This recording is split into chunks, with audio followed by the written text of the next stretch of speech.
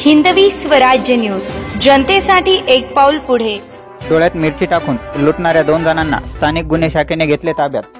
गंगाखेड तालुक्यातील पिंपळदरी ते सुपा दरम्यान मोटरसायकलचा पिछा करून डोळ्यांमध्ये मिरची टाकून लुटणाऱ्या 2 जणांना स्थानिक गुन्हे शाखेने ताब्यात घेतले असून या प्रकरणी पिंपळदरी पोलीस ठाण्यामध्ये गुन्हा दाखल करण्यात आला आहे।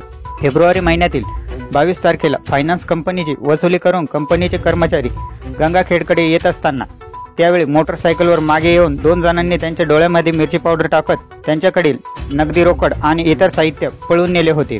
या प्रकरणी पोलीस ठाण्यामध्ये गुन्हा दाखल झाल्यानंतर स्थानिक गुन्हे शाखेने सापळा रचत अटक केली आहे।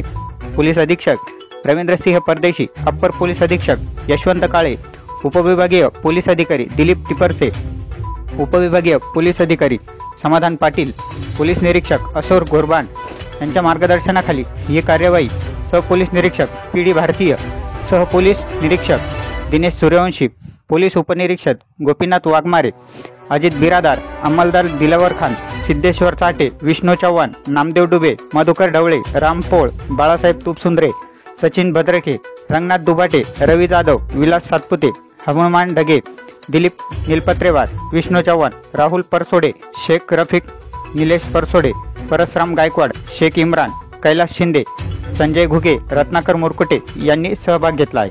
Bureau report, Hindavi Swarajya news, Gangakhed.